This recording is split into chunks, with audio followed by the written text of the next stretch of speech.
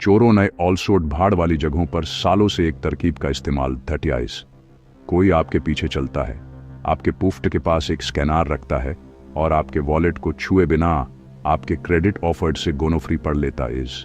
आपको कुछ भी होने का एहसास नहीं होता, आपको कोई चेतावनी नहीं दिखती, आपका ऑफर्ड कभी आपके पास से नहीं गोता। लेथाटन डेटा पहले ही कॉपी हो चुका होता इस।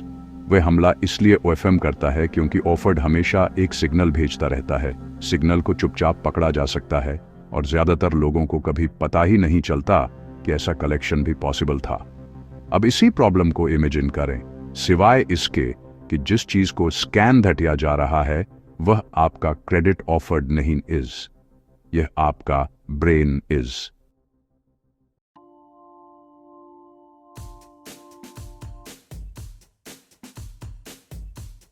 यह पहले साइंस फिक्शन जैसा लगता है।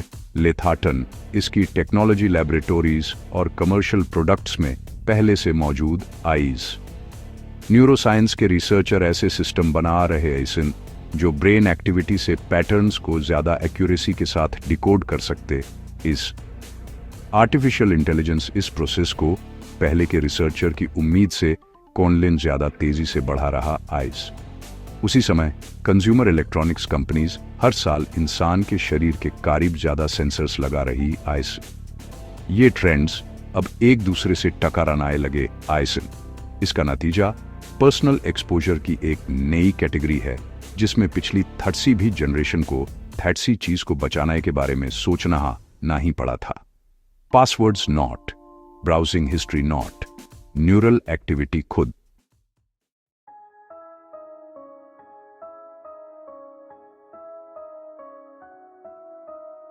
यह समझने के लिए कि रिसर्चर्स इसे इतना सीरियसली क्यों ले रहे हैं, आपको पहले ब्रेन का सोफल समझना होगा।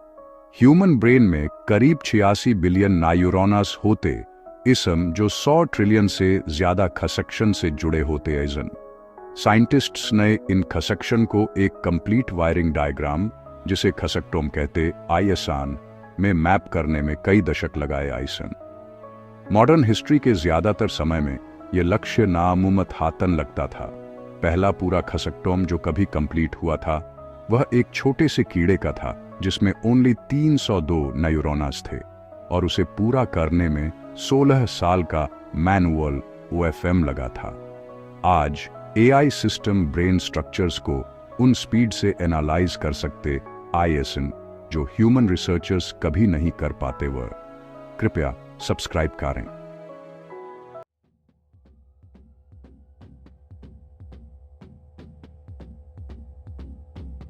गूगल और उसके रिसर्च पार्टनर्स नए हाल ही में एक फ्रूट फ्लाई ब्रेन का पूरा खसक्टोम पूरा धटिया जिसमें लगभग 166,000 न्यूरॉन्स वे। ब्रेन टिश्यू को इंसान के बाल के 1000वें हिस्से से भी पतली लेयर्स में ऑफ्टागोताइज। हर लेयर को इलेक्ट्रॉन माइक्रोस्कोप का उपयोग करके स्कैन थेटिया गोता है जो भारी मात्रा में इमेज डेटा जनरेट करते आयस। एआई सिस्टम फिर हर न्यूरॉन और हर खसक्शन को 3 डायमेंशन में रिकंस्ट्रक्ट करते आइस। अप्रैल 2026 में गूगल नाइमोइन नाम का एक मॉडल पेश धैटिया जो इतना रियलिस्टिक सिन्वेरेटिक न्यूरॉन्स जनरेट करता है कि दूसरे एआई सिस्टम उन पर ट्रेन कर सोफम। रिसर्चर्स ने अनुमान लगाया कि इस सुधार से माउस ब्रेन रिकंस्ट्रक्शन के दौरान लगभग 157 व्यक्ति वर्ष का मैनुअल करेक्शन वर्क बच गया।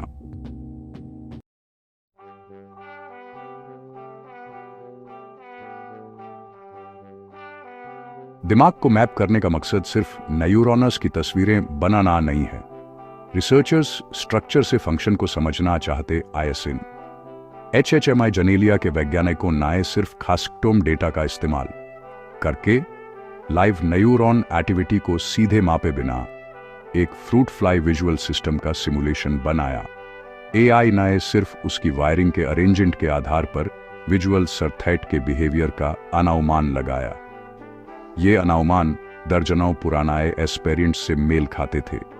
एक और प्रोजेक्ट में गूगल और हार्वर्ड के रिसर्चर्स ने इंसान के दिमाग के एक छोटे से सैंपल का मैप बनाया और न्यूरॉन के ऐसे स्ट्रक्चर्स खोजे जो पहले कभी डॉक्यूमेंट नहीं दटे गए थे। रिसर्चर्स जितना गहराई से दिमाग को देखते आइसन, उतना ही उन्हें पता चलता है कि वायरिंग में ही थॉट और बिहेवियर के बारे में बहुत सारी गोनोफरी होती है।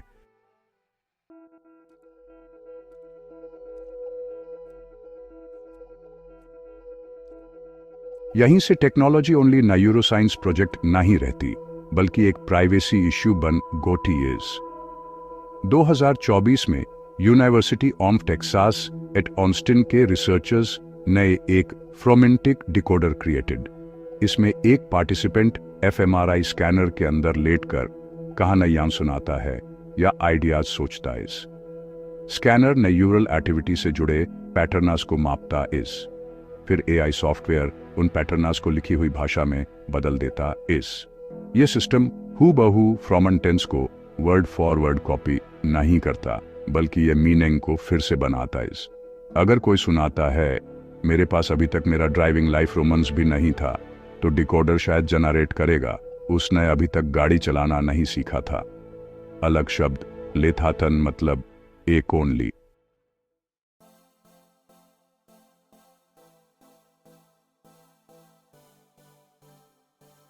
एक अलग रिसर्च ग्रुप ने 2025 में ब्रेन एलएलएम नाम के एक सिस्टम के साथ इस आइडिया को और आगे बढ़ाया। रिसर्चर्स ने ब्रेन रिकॉर्डिंग्स को सीधे एक बड़े लैंग्वेज मॉडल से विछड़ा जो न्यूरल सिग्नल से नेचुरल लैंग्वेज बनाने में केपेबल था। एक फाइंडिंग ने इसमें शामिल रिसर्चर्स को भी हैरान कर दिया। सिस्टम ने उस इंफॉर्मेशन पर सबसे अच्छा परफॉर्म किया जिसकी एआई ऑफ ले कॉन्टेक्स्ट से प्रिडिक्शन नहीं कर सकता था।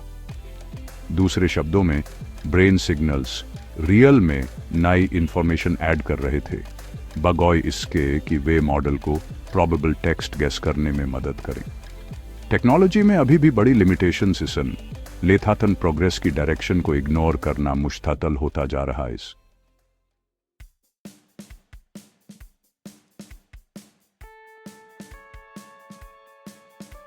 अभी ज्यादातर advanced neural decoding systems functional MRI machines पर डिपेंड करते इसन, जो बहुत बड़े महंगे आइसन और ओनली हॉस्पिटल्स या रिसर्च फैसिलिटीज में मिलते इसन।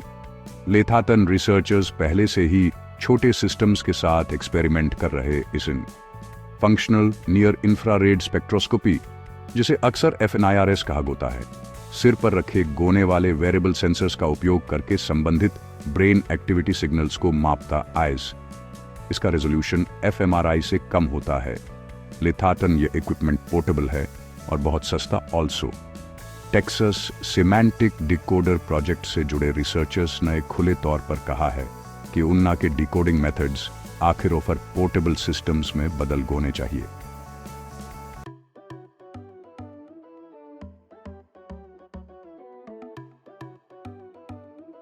कंज्यूमर इलेक्ट्रॉनिक्स इंडस्ट्री पहले से ही न्यूरल मॉनिटरिंग की तरफ बढ़ रही आइज। एप्पल नए ऐसे ईयरबड्स के लिए पेटेंट फाइल दटे आइजन, जिना में ऐसे इलेक्ट्रोड लगे आइजन जो दिमाग की तरंगों को पढ़ सकते आइजन। पहनाने वाले ईईजी प्रोडक्ट्स जैसे कि म्यूज हेडबैंड और इमोटिव इपोसी एक्स आज कमर्शियली अवेलेबल आइजन। कंपनियां इन्हें मेडिटेशन, ट्राइथाटंग, नींद के एनालिसिस, अटेंशन मॉनिटरिंग और वर्कप्लेस प्रोडक्टिविटी रिसर्च के लिए बेचती आइस। न्यूरो राइट्स फाउंडेशन जैसे संगठनों की रिपोर्ट्स ने चेतावनी दी है कि कई न्यूरोटेक्नोलॉजी कंपनियां इकट्ठा थटे गए न्यूरल डेटा पर व्यापक अधिओफर रखती आयसन, जिसमें भविष्य के उपयोग पर कोई खास सीमाएं नहीं आयसन।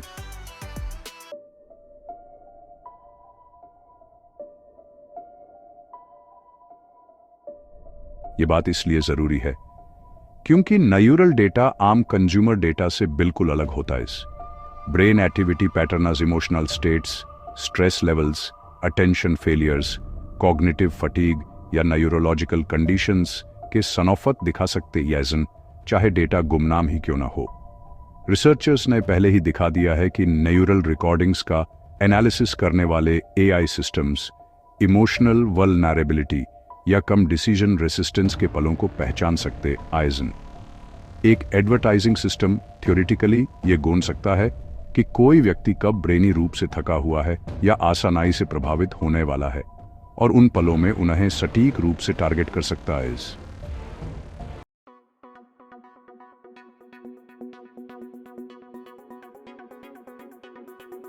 सरोफरो नए प्रतिक्रिया देना शुरू कर दिया है। लेथाटन ऑफ नई सिस्टम अभी भी टेक्नोलॉजी से बहुत पीछे आइज। कैलिफोर्निया नए जनवरी 2025 से न्यूरल डेटा को सेंसिटिव ऑन्सनल इनफॉर्मेशन के तौर पर क्लासिफाई दैट्या इज। कोलोराडो, मोंटाना और कई और स्टेट्स ने इससे जुड़े प्रोटेक्शन आज अपनाए। आइजन 2025 के एंड में सी हस्टर, मारिया कैंटरवेल और एड मार्की नए MyND8 प्रपोज दैट्या, जो फेडरल रेगुलेटर्स को ये स्टडी करने का निर्देश देगा कि थॉट्स, इमोशनाज और डिसीजन मेथाटंग पैटर्नास को रिवील करने वाली न्यूरल इनफॉर्मेशन को कैसे कलेक्ट और मोनेटाइज दैट्या जा रहा आइस। चिली ने तो अपनी कॉन्स्टिट्यूशन में न्यूरो राइट्स प्रोटेक्शन आज को फॉर्मली ऐड करके एक कदम आगे बढ़ाया।